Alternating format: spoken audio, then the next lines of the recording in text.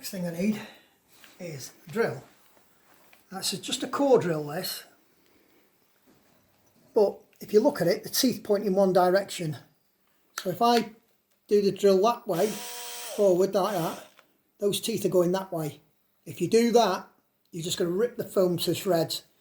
So if you do it in reverse, I'll show you what happens here now. So where those, I call these worms, where these have come through here, you can actually see a hole. If I pull that off there, you see a hole where the needle came through. So with the drill in reverse,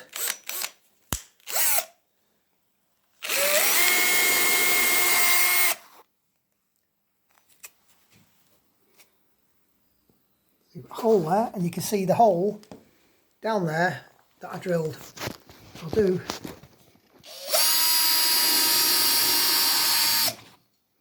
So if you look down that hole there, you can actually see somewhere in there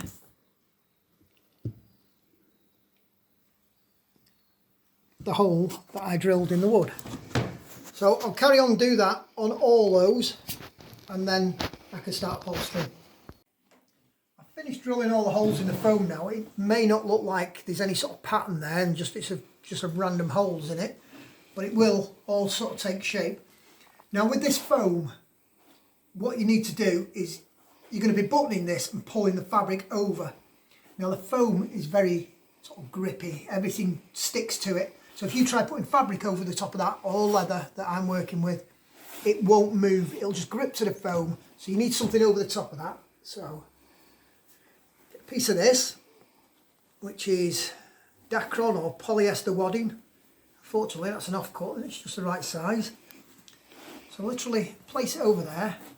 Now this stuff you've got to cut in one direction, it'll rip in the other direction. So this will rip down there, but you'll have to cut it the other way.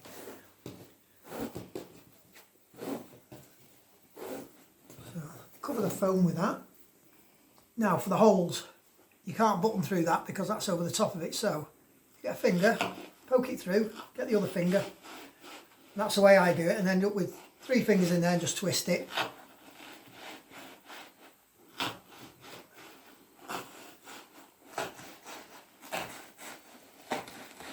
Go around all the holes doing this. This then will allow you to get the fabric into here, because what's going to happen with these holes is the button and the fabric goes into those holes, and the idea of drilling the holes in the foam is to allow the pleats and the bulk of fabric to go into there.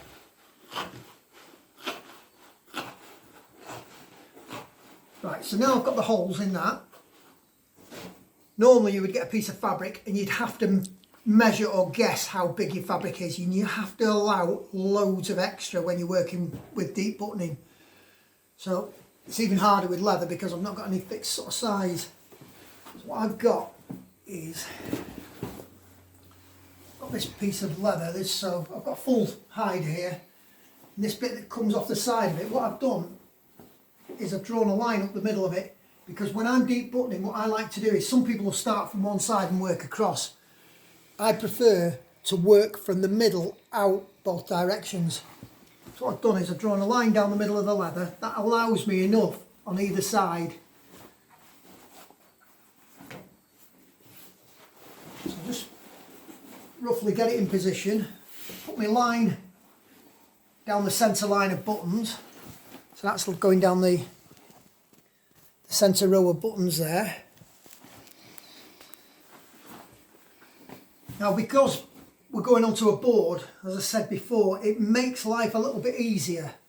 So with this now, get a buttonhole on the centre line, near the middle, and sort of work the leather into that hole. And you've got your finger inside it, staple gun. So that is where the button will end up. So now, come across this way now.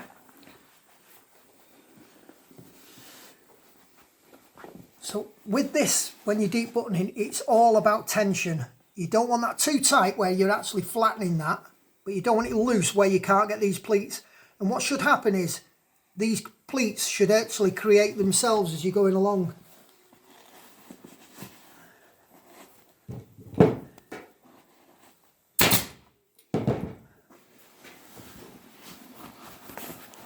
So I'm still working with all the rest of this hide attached to here, which I will cut off in a bit, but not until I've got my buttons in or stapled in.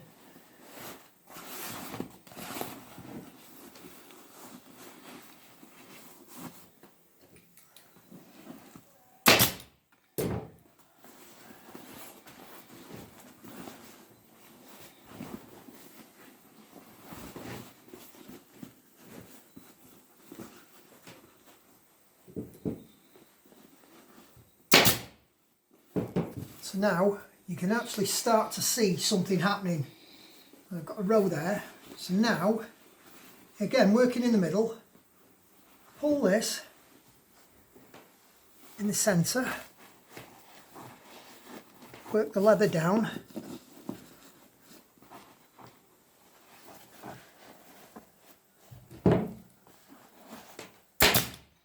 staple in there.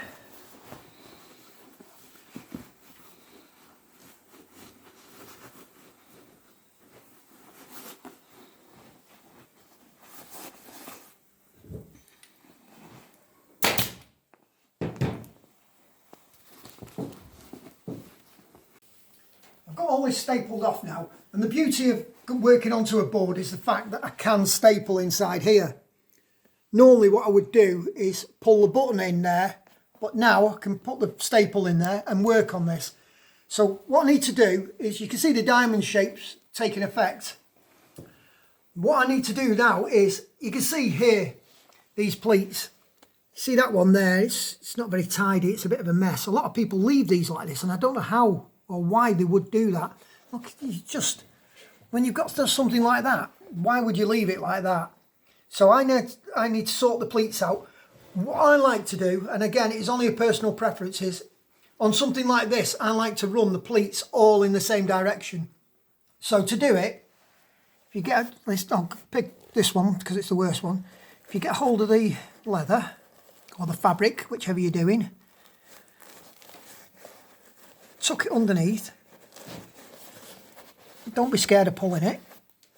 Then when you've got it, this is what this needle's for. Run it underneath the pleat.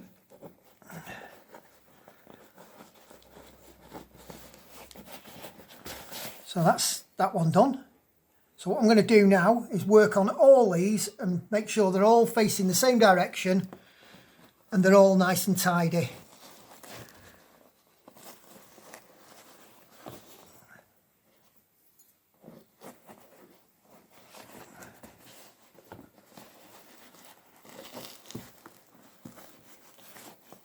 So I'll do this middle one here, and then you can see one completely done.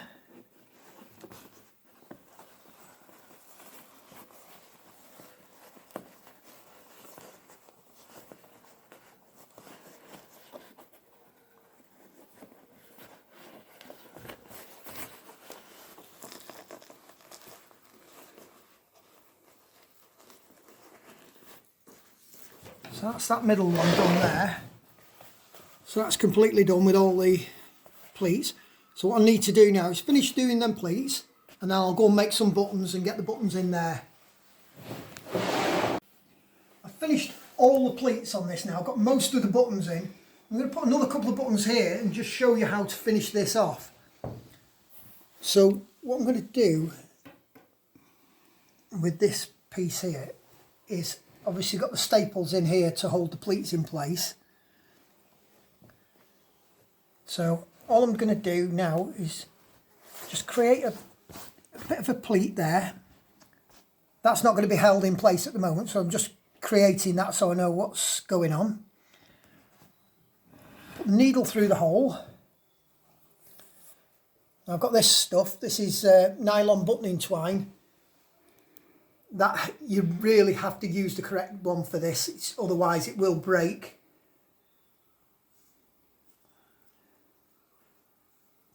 Put them on there.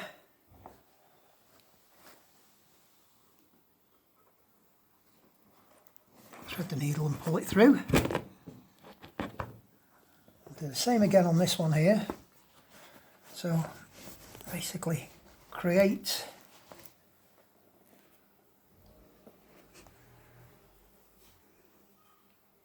the pleat, the needle in,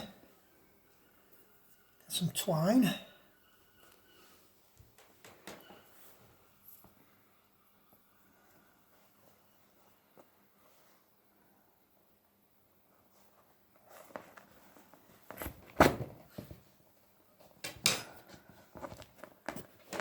So now those buttons are there, turn this over.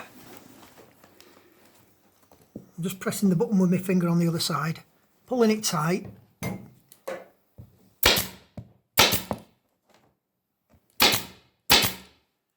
Now the reason I've stapled that like that, if you staple in a straight line, there's always a chance that that twine could run through under the staples. By folding it back on itself, it more or less locks itself there.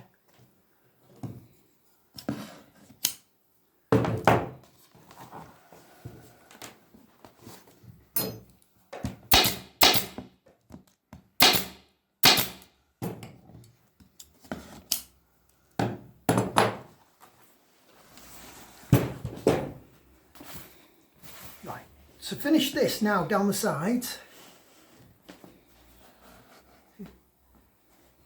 Get hold of this bit in the middle here.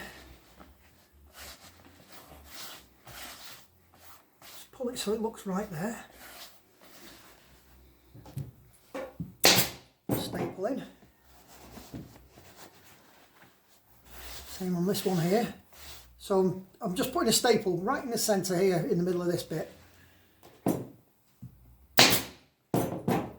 And with this now,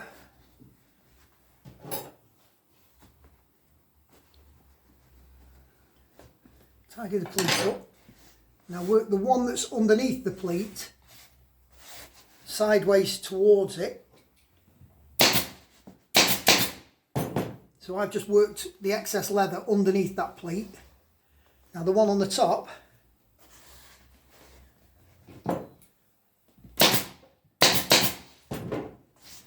and that's how that works. And I'm just going to do that all the way around the sides now, and that's it finished.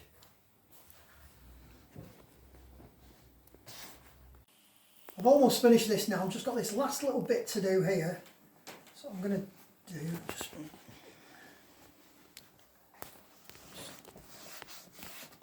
going to finish this, and then I can trim it off.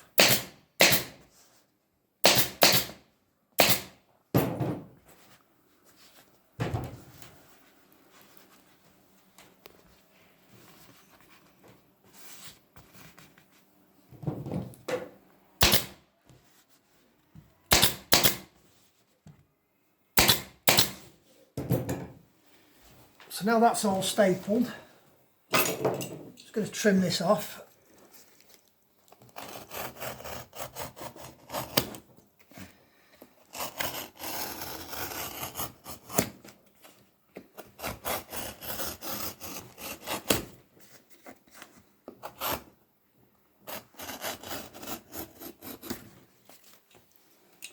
So that's that finished there.